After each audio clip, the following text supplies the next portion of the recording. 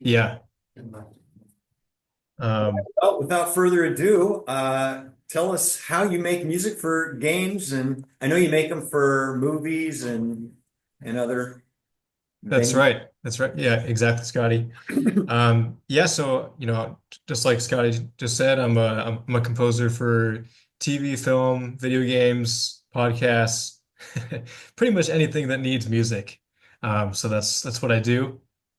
Um, so yeah, today I'll just be basically talking about um, considerations that composers think about when writing for projects and kind of getting started, what you need, what composers need, and types of music, and then just details like that. Okay, so first let's just briefly talk about the tools that composers need to kind of get started.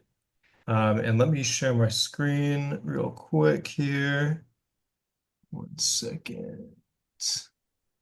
If Zoom wants to cooperate, share screen. And I'm going to do a split screen here. I have my little workstation open. Sky, do you guys see everything? Okay. Yeah, we're all Okay. good. Okay. Awesome. Um, Yep. So I have a little presentation here that I'll send to Scotty, and you guys can pass it around. It has all the detailed information. I'll just be going through a quick little bullet points, and then I have some audio examples also. So I'll be quickly going through that later as well. Okay. So first, let's talk about the tools that composers need. Um, so first, you need a computer. Obviously, that's pretty important. Next, you're going to need something called a digital audio workstation, or a DAW, or DAW for short. There are tons of DAWs out there. A really famous one that you guys have probably heard about, that's a Mac specific program. It's called Logic Pro. There's a free version called GarageBand. I think it's also Mac only, unfortunately. But I know there are other Windows specific DAWs as well. There's another famous one called Pro Tools and Cubase, but basically they all do the same thing. Just they use virtual instruments or sounds, and they allow you to control audio in your workstation and be able to export and edit and everything freely. So you're going to want your computer, your DAW. You're going to want headphones, or speakers, just something to be able to listen to, and you're going to want to have your sounds ready to go. So a lot of DAWs like Logic come with stock sounds, like trumpets, violins, woodwinds, clarinets, all that stuff. The DAWs will a lot of the time come with it, but the best and most professional sounding sounds are usually have to be purchased through third-party sample library developers. So it can get expensive, but that's not always the case. It doesn't have to be that way. It also comes down to music production abilities, but that's, pretty advanced stuff that we don't really need to get into tonight. So those are really the most important things you need to kind of get started in terms of tools.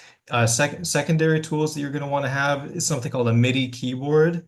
That's basically a little keyboard. I think I have one around here somewhere, but anyway, it's basically just a keyboard that plugs into your computer, and then you can plug it into your DAW so that you can just kind of play across the piano and get sounds recorded. And then that way, like if you play on the piano and you have a little trumpet or violin patch, it'll sound like a violin or trumpet. And you're also going to want to have a microphone that'll allow you to record any type of, vocals or any live recordings. And that's always a really nice touch. Okay, so those are the tools that you're going to need to kind of get started. Next, you're going to want to think about music preparations. So this is going to be getting your DAW sessions organized, setting up all your instrument tracks to all the different sounds you might want to have. If you want to have any kind of markers, or if you want to set the speed, the tempo, and it's called the music. Um, and you're also going to want to look at the style of music you're gonna want to write. Video games. I'm going to talk about video games, obviously, because that's the subject. Video games are very diverse. I mean, as you guys know, there's so many types of games out there. There's horror, action, iPhone little mobile light games. So that's a huge consideration. So before even starting to write any type of music, you want to figure out what you're writing for, how much music you're going to need to be composing, what the deadlines are, all these types of details. Um, let's see. After you kind of get set up, you're going to want to talk to, if you're the game developer, you're going to want to talk to your composer. If you're the composer, you're going to want to talk to your game developer about the type of music that's going to be in the game. And when I say type, I'm not talking about style. I'm talking about linear versus nonlinear, or basically regular music versus layered music. Okay, so the main difference between for a composer, the main difference between writing music for film and TV and video games is that when a composer writes music for film and TV, you only hear it once, because in a movie or TV show, it plays from beginning to end. So the piece will start and end with the scene. But in video games, the music needs to fluctuate with the player, and it needs to mimic what's going on in the actual game, so in the player's experience. So if a player is roaming around an area, then maybe the music is light, and then if something big and epic happens in the game, then the music needs to reflect that. So something that composers will do in order to accomplish this is when composers will write the music for the game, they will break the music up into layers. Okay. And this is basically just taking a full composition and sort of stripping it down in order to create multiple compositions that can sort of layer on top of each other. Usually there's like 3 layers. Um, and then this way, they'll be able to crossfade between one another in order to seamlessly reflect what's going on in the game. So, for example, there might be a high intensity, medium intensity, and low intensity layer. That's usually pretty standard for video games, usually like 3 layers. So if something, light is happening, maybe the low level ambient layer is playing, and then maybe if something intense is happening, then you have the full intense layer happening in the game. So I have a couple layer examples for you here, and I also have a regular non-layered piece of game music. Um, we can do questions at the end. Scotty, how are we doing on time? You can take as long as you want. Okay, great. You're the last. Okay, sounds good. Thanks. Okay, so first I'll play you guys this piece of music that does not have any layers. It's a piece of video game-esque music that it's about a minute and a half, something like that, and it just loops from beginning to end. And there's different sections. So this is an example of a piece of music that loops from beginning to end with no layers. And the different sections allow for the listener to stay interested, but there's no layers. So the interactivity really just comes from the looping process. Let me just play a quick second. Scotty, give me a thumbs up if you guys hear this. Oh, yeah. All right, cool. Thanks. Okay. All right, here we go from the top. This is a fantasy style piece of music.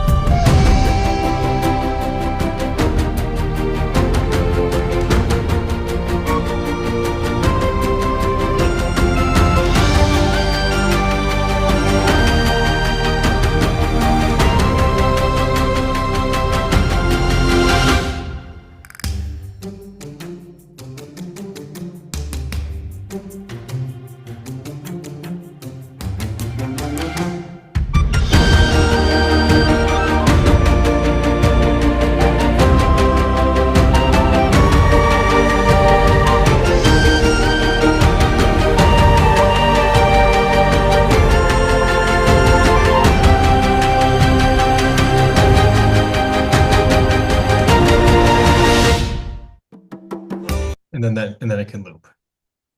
So, some things to note about this specific composition. I think each section is somewhere around, I don't know, I would say 15 to 20-ish seconds, something like that. And then every couple seconds, something new happens in the music. And so these are all just, different little things to allow for, interest to keep happening. But the whole piece sort of, it feels cohesive throughout, but the different sections, allow for sort of different emotions to be evoked throughout, without any type of looping process. Okay, let's take a listen now to a layered piece of music. So what I'm going to do first is play the full composition. It's about a minute long, and then I will get into moving between the different layers. Okay. All right, here we go. This is another sort of mysterious fantasy style piece. Can you give us full screen on this? Yeah, let's see. Let's see 1 second.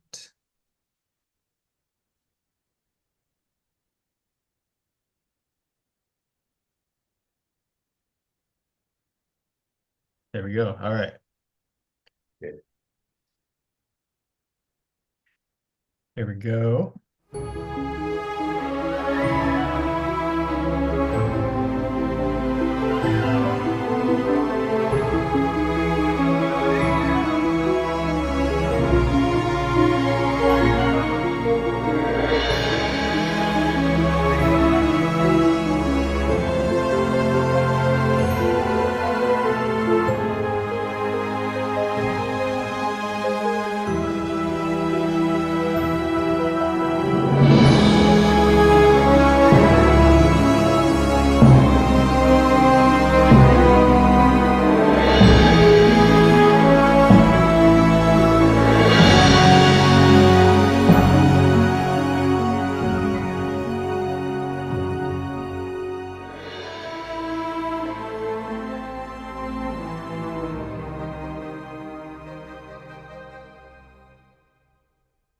Yeah, quickly before we go on to the different layers, I just wanted to point out that this specific composition, I wrote it so that the sort of full high intensity layer would have a sort of big feel throughout, because that way it makes it very convenient then when you crossfade between the layers to sort of notice a big difference then when you between going from the high intensity to the medium intensity down to the low ambient layer.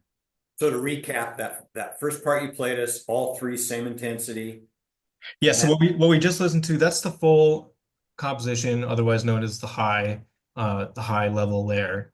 So now what I'm going to do next is I'm going to play from the top, and then I'm going to sort of fade between the different layers. So it's going to fade into the mid level layer, and then it's going to fade into the low level layer. You can see this little volume automation points that I drew. And then it'll go back to the medium, to the high, to the medium, just so you can sort of hear how it'll sound. All right, here we go.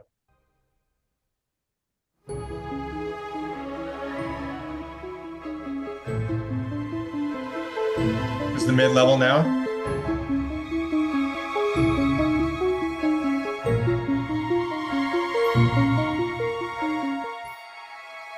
Now to the ambient.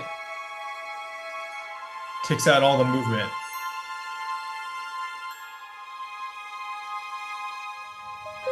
Now we're at the mid. Back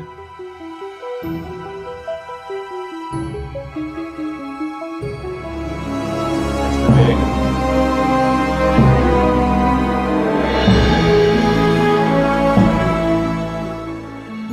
Back to the mid level.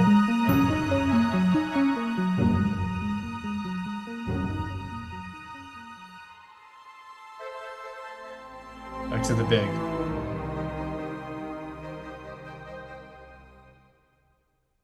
So as you can see, all three all three layers are the exact same composition, basically, and they're all the same length. So that you can just layer one on top of the other and do simple crossfades, and then, achieve that, realistic, reflection in the music to mirror what's going on in the user's playing experience.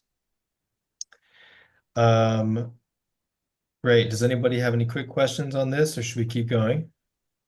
Yeah, I was gonna say, so pretty much for that, just for instance, it's like an open world game or something. You Yep, walk to a shop and it goes into the ambient sound because it's exactly. on. You go outside and he's running, then it gets up to the mid level or a battle maybe high. Right. And the developer can actually layer those over as needed depending on the code written for what the player is actually doing. Is that Exactly. okay? Exactly. This goes sort of into like music implementation. I know a little bit of wise. I'm not, music implementation is really not my thing, but I know enough to know that it's something like you tell the music implementation software, if X is happening, crossfade to, in this case, intense track, or Yeah. if Y is happening, crossfade to, ambient track. And I Yeah. think I think in those you can also control the speed of the crossfades, zero point 0.5 seconds, 2 seconds, etc. Awesome. Yeah. I have another example of a layered queue. This is from a horror game that I scored recently with Jeff Spicer. I don't know if he's here tonight. Oh, All right. Hey, it's just Jeff. it's music. I think it is. Listen, don't let that make you jump. I have no idea. I don't think it is. Uh, Not really, th- but this happened. is this is in fact that game. Oh, There's the monster. This is the monster right here. that was you. Yeah. I love it. Oh, it was during my stream. It was like the second time I was playing through it. I jumped. So I had to see this music because it was really got me intense. I was on the edge of my seat. So Yeah, I remember that. I remember I saw that on stream. Okay, so I'm gonna do the same thing here. So I'll start it from the beginning, play so you guys can hear the full composition, and then we'll move between switching between layers.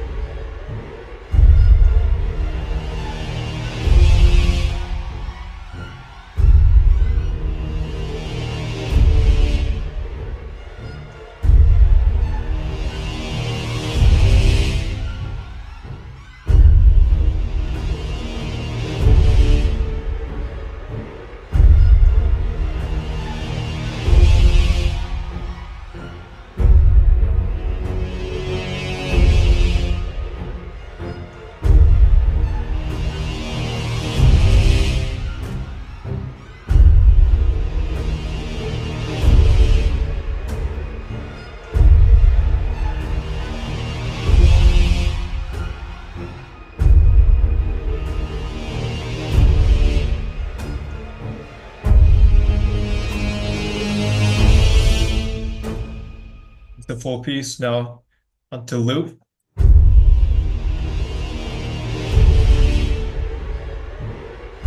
Moving to the mid layer right here.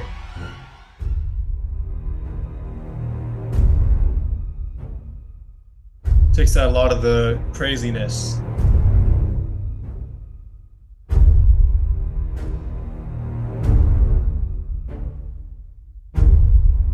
Moving to the low layer now.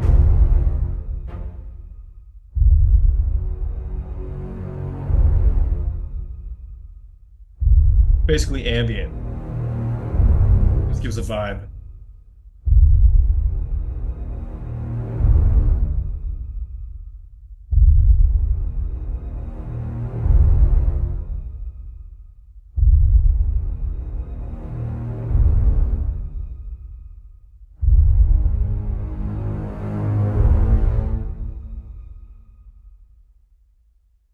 There you have it.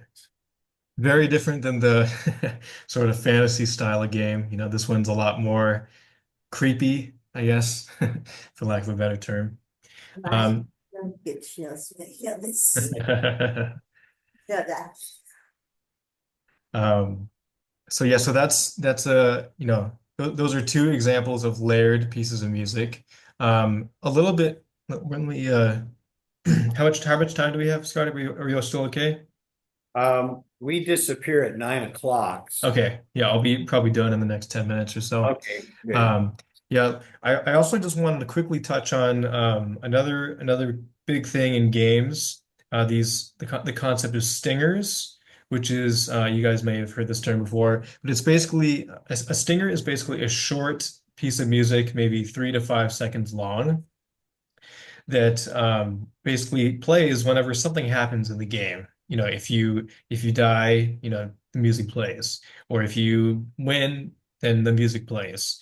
Sometimes it could interrupt the music that's the underscore that's playing in the game, or it could play over it. But typically, if it's like a big stinger, or if something big happens in the game, then it'll interrupt the underscore. And if it's just like a little thing, like in Mario, when he hits the little block and it goes ding or whatever it is, that's also a stinger. That's a very fast one. But I just have a couple stingers for you here. So this is a failure stinger. Okay, so this is for an example. If the player dies, okay, that's what this is made for. Let's take a listen.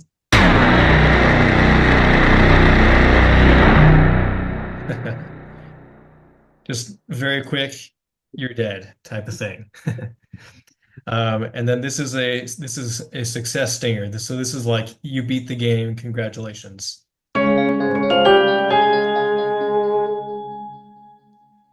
So again, very, very fast pieces of, 3 to 5 seconds, pretty much. Even 5 is pretty long. But they're just quick little pieces of music that sort of evoke like what just happened. Um, this is for a game that I did with Scotty during the Crazy 8 Jam. Shout out to Scotty.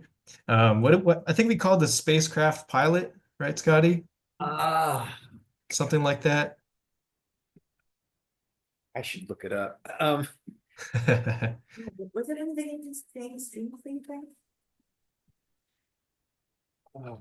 Well, it was the one where you had to figure out how to drive an alien ship. That's right. That's right. The different controls. What was that called? Yeah, it Made was so many together. we did. Yeah, it was like a human is like flying an alien spacecraft and trying Yeah. to trying to save Earth or blow up stuff. Controls and Something like that. So anyway, so I wrote, a 60-second sci-fi-esque cue, and so I'm gonna play it for you here, and I have the stingers sort of happening intermittently, so you can kind of take a listen to how it might sound in game, in context.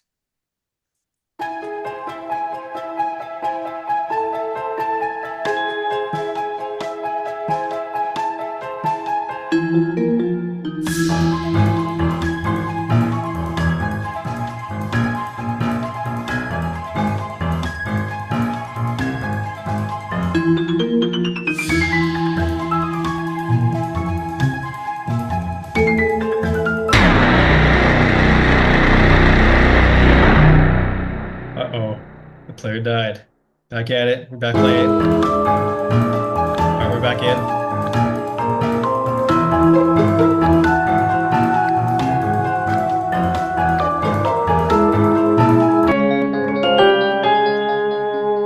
Congratulations, you saved the Earth. it was called Earthbound. Earthbound, My nice. wife came up with the name. I love it. I love it. So yeah, that's just quick examples of how stingers might be used in a sci-fi game in this context. That's most of what I wanted to talk about tonight. I mean, the other quick thing that, composers and game developers really need to talk about is deliverables, which is, all the files that the composers need to deliver to the team. And that's basically, just it, it, is it does the composer need to just deliver full mixes? Is it going to be a layered? Are they delivering layered music, where you have to deliver layer 1, 2, 3, whatever it is? And then there's something else called stems. I'm not sure if you guys have heard of this, but it's basically like separated out instrument sections so that this is really if there's like a mixing team or if some sometimes game developer teams want to have full control if maybe they want to make their own layers, their own combinations of things. So that's in that situation, stems would be useful. Stems could be something like percussion, which is like, drums and cymbals, and, maybe strings is another section, maybe woodwinds like flute, oboe, clarinet is another one, or maybe brass like trumpets, trombones is another one, or synths or choir, like all those things could just be separated out in the stems. But when delivering layers, that's really just, again, that's just full compositions that are just sort of, pared down arrangements of the full piece. And then also, what are the file specs, that composers need to deliver? Traditionally, like professional music composers will deliver 48K, 24-bit, either WAV or AIF files. That's just in order to get the highest quality of sound. But also, MP3s are also fine for demos, or if the game can only handle a small amount of data. MP3s are good because it could be a difference between an MP3 being like 3 or 4 megabytes to a WAV file being 50 or 60 megabytes. So there's a big difference, but basically just it comes down to audio quality. And that's really it. That's basically everything you need to know about the tools you need for getting into game composition, and then just the basics of writing music for video games.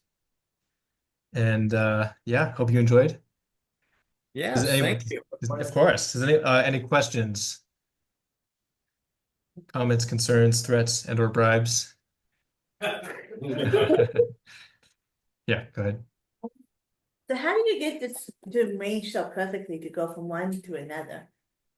Like the ending, like in the spacecraft, like how you do failure, and then how do you make that so precise that you can't tell this? Yeah, so that's sort of Yeah. that's both a placement thing in the workstation and a composition thing. In terms of actual composition, like for the spacecraft thing, um, the stingers, I wanted them to feel like it was sort of let me just talk about the failure stinger first. I wanted it to feel jarring, so I wrote it in a different key.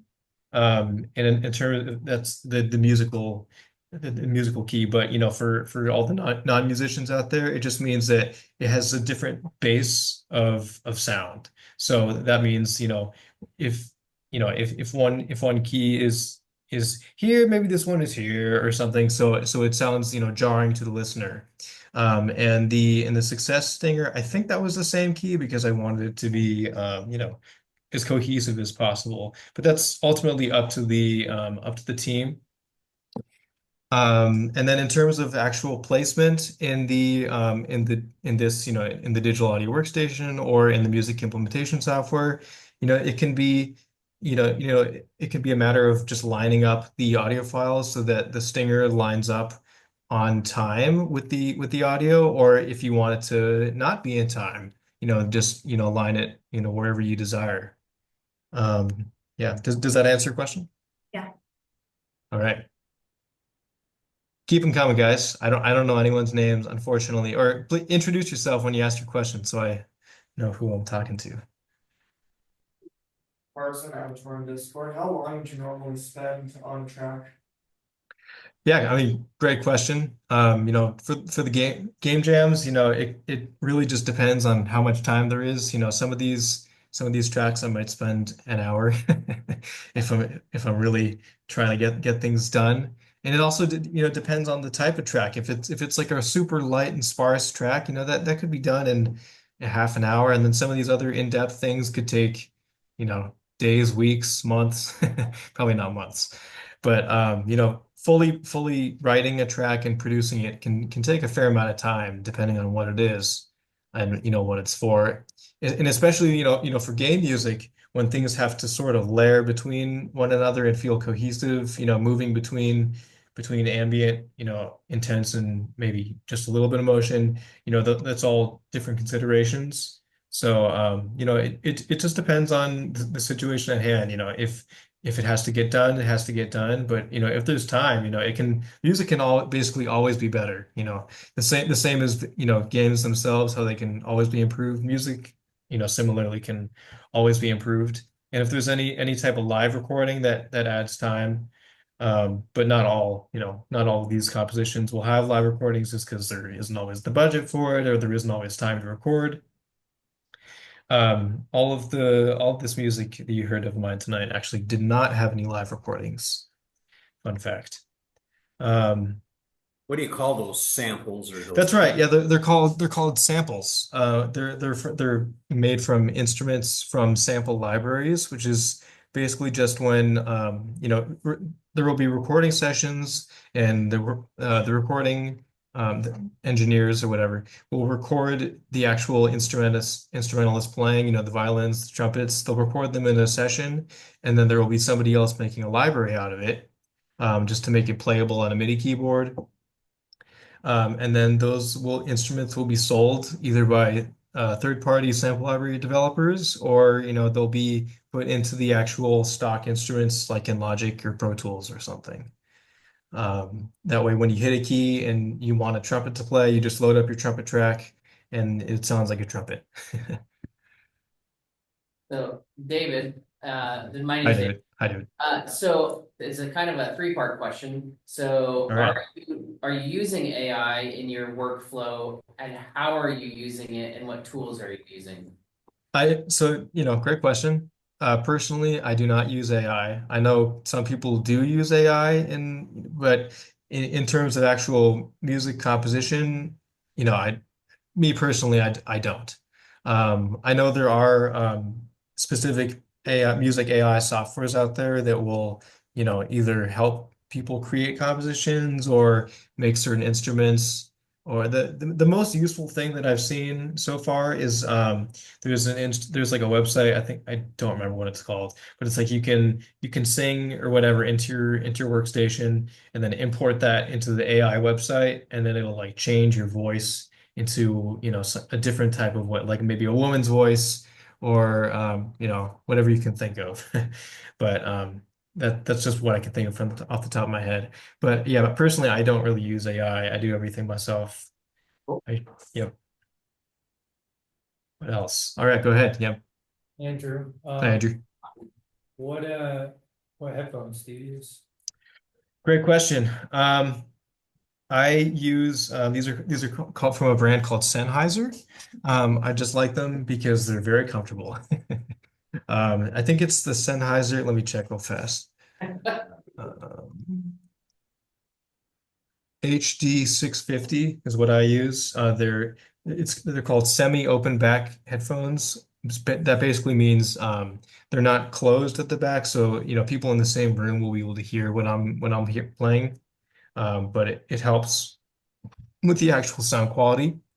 Um, yeah, but I mean, there are other great headphones out there. There's so many. Another good one is by Sony MDR 7506, I think it is. That's a really popular one. It's maybe like $100 or something. But it's important to have a good pair of headphones as a composer. I'm sure it help. It's important as a game developer as well. But yeah, I like the Sennheisers. They're comfy. Yeah, yep, go ahead. All right, my name's Dathan. Hi.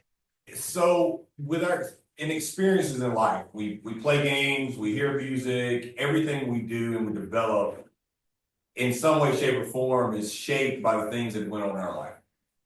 When you're Course. creating music, because you do create everything yourself, do you have to ever go back and like check and make sure like, oh, I didn't just hear this somewhere and now I'm copying it? How The do big you thing. how do you regulate that at all? Because it happens to all of us. Yes, it does. That is a great question. I mean, I'm not perfect. I sometimes I'll send it to friends and be like, "Hey, did I rip somebody off over here?" I try not to do that. But it does happen. I mean, a lot of the time composers are faced with, temp music love when, a game developer or, if I'm writing for a film or something, the director might have a piece of temporary music or temp music, it's called sometimes, in the cut and say, I want something basically exactly like this, but just not this. So, I'll be forced to, do sort of a sound alike of that piece of music, and I spend a lot of time um, sort of dissecting the inner workings of that piece of music a lot of the time and figuring out, what can I steal and what can I not. The biggest thing, for composers that you can't steal are melodies. Melodies are always, copywritten, but things that you can are, like tempo. You can copy orchestrations. You can copy certain chord progressions as long as they're not super identifiable. So that's a big aspect of being a composer is being able to sort of figure out, what makes different pieces of music tick, dissect them, and then, make compositions based off of that, sort of emulate maybe the feeling of the original piece of music, but not, steal the actual composition. Oh, I see another hand. Go for it. Carson again, would you normally like write out like some form of sheet music or just go with your heart? 'Cause, like my favorite composer's name is Zoom. He's famous because he will literally just get drunk off of beer and then just compose whatever he wants. Yeah. Yeah, I mean that writing sheet music is how, most musicians will start. That's how I learned. I didn't originally learn in the digital audio workstation. But as I started doing more film and TV work, games, I just slowly transitioned to doing more of my writing, and I do pretty much all of my writing for the most part in the DAW, just because it's faster. A lot of the time there just isn't time to start in actual score notation, because if I do that, then I have to, especially pen and paper. If I was to do to start off a composition in actual computer score notation software, I could import that into a DAW, and then that would help make things faster. But I would still have to spend time making the actual performances sound good. So basically, it would just be, it would make the process longer. There are times when I do that if I have to do an in-depth composition, and I really want to see visually all the inner workings. But for the most part, I do all my writing just in the actual DAW itself. Have you ever recorded like for a jam? You said you could pull a song together like in an hour if you tried. Yep. Starting from usually you'd want a reference of some sort, which Right, right. when you took a reference and then gave me the song in return, I didn't think there was any similarity. I mean, it didn't sound like I'm not talking like Ice Ice Baby and Yeah, no, of course. Yeah, I mean, yeah, yeah. I mean that's that's part of my job as the composer to take a reference and take inspiration from it, but not copy it, basically. have you recorded yourself doing that process? Because I think that'd be interesting to watch to just I see. have I have not actually, but yeah, that could be something to do. You Something. crank out the MIDI keyboard first, start kind of, Right. yeah. So I like this. Yeah. Go ahead, guys. From David again. All right, David. So what is your favorite score for a video game? Ooh, that's a Uh, good question. What type of video game? How old are you? I am I am 29. Okay, so from probably anywhere from what 2015 on, or unless you play retro games. I play some retro games. I mean, I love the Pokemon franchise. Play a lot of Pokemon games when I was younger. Still play some. I love the Metroid games. Those are great. Um, I love the Star Wars Battlefront games. Those are really fun. The scores are awesome. John Williams is the man. I don't think he scored the games. I think it was someone named Gordy Hobb. But it's a style for sure. What else? I love Super Smash Bros. Love those the scores are pretty awesome. Um, those are some of my favorites. I also sorry, I interrupt. I also love there's a great oceanic score. It's for that game Abzu. I don't know if you guys have checked this out. game? And Journey too. Adzu? Abzu, that's the name of the game. Oh, I know which game it is. Those guys Yeah, are- yeah, it's a great score. You guys should check it out if you can. ABZU. Okay. Yeah, by Austin Wintory. He did the music. It's Jeff, in the Hi, back. Jeff. Hey, I had a question about the stingers, like the way I've always thought of it, the way I'm currently thinking about it is that sound effects are things that are happening in the game world, Yep. and stingers are always meta. Is that true? Stingers are always what? Sorry, what was the word you said? Meta. Stingers are always meta to the What game. what is meta? Sorry. Oh, I mean, like it's not happening, like when Mario, when Mario hits a coin, it goes da-ding. Yeah. and that da-ding, Mario can hear. But when he hits Invincible and we're going da da da da da, Right. he cannot hear that. Okay. Is that true? As I I mean that's I think up to the discretion of the game developer, but as I understand it, the actual character in the game would not hear any of the music. Okay. So like a stinger is like, that's what I meant by meta, but like are all the stingers, those are strictly for the player, right? For the player, exactly. Okay. Yeah. If now there is a type of music that in in universe characters do hear. It's called source music sometimes, or diegetic is called sometimes. That's another term I've heard, where it's like music playing in the game, like if it's a radio or something coming from in the universe in the game, and the character in the game can actually hear it. That's called, I've heard that known as source or diegetic. But as far as I know, those are really the only types of music that the in-universe characters will hear. Have you ever, like, out of curiosity, now that you mentioned it, like in movies, they will shift from one to the other. Like some people listening to a song on a radio and then Right. all of a sudden that song is the theme music for a car chase. Right. Like, have you ever seen that in a game? I have not, interestingly enough, but I'm sure and I know it's possible. I think it's really just a matter of, maybe changing the sort of mixing and mastering effects on the music itself. Maybe if it's like playing from a car radio, maybe it sounds kind of grainy or retro-y or, softer. And then when it's the actual score, it's louder and clearer. So it's easy enough.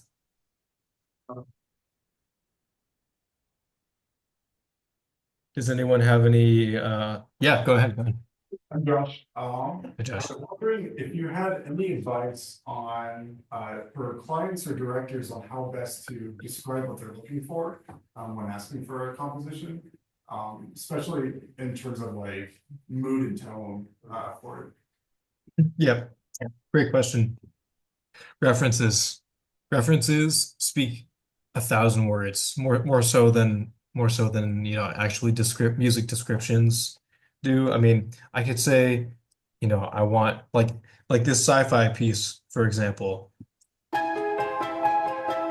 A director might describe it being like, I want something kind of creepy, kind of sci-fi-y, but that might mean 1,000 things to different people. So if someone, if you ask for a reference and they send you something along these lines, you'll be like, I understand now. There's bells and there's, you can hear the types of harmony they're using, the types of actual instruments, the arrangement, the I don't know, the length of the music, all these different aspects of it, and then you can ask them what they like about it.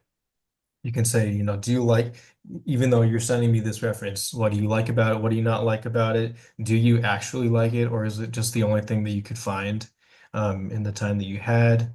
Um, you know, million things like that. But basically, music references are composers' best friends. But everybody has their own process. I mean, a lot of composers hate tap music because they feel like it stifles them creatively. Personally, I love it because I feel like it gives me at least a direction to start in. You know, I don't always follow exactly the temp music. You know, it's in situations where like a director or game developer says, you know, here's temp music. I like the vibe of it, but I want something, you know, completely different. Just kind of keep it in the this vein. I might, you know, just use it in terms of genre inspiration and, you know, maybe not take anything really else from it. So I think it just kind of depends on the situation. Does that answer your question? Yeah. That's Nice. Oh. Yeah, I'm sorry, yes, we have this room for 7 to 9 and it is now 9 o'clock. All right. I want to thank our special presenters tonight for coming out and we got you next time. Thanks. Thanks for having me. Yeah. This has been fun.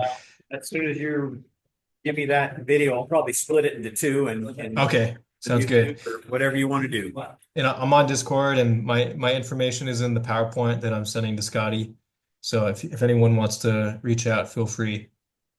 And if we want to go back and rework any of those games, whatever one you prefer, but I want to Yeah, go yeah. ready for layers. I want to do layers. I love it. We should. Be my It'll be, first time. it'll be good. I know I can do it. Definitely. Thank you. Thanks, Josh. All right, thank you. Have a Okay. good night. Thanks, you too. Okay, bye everyone. Bye.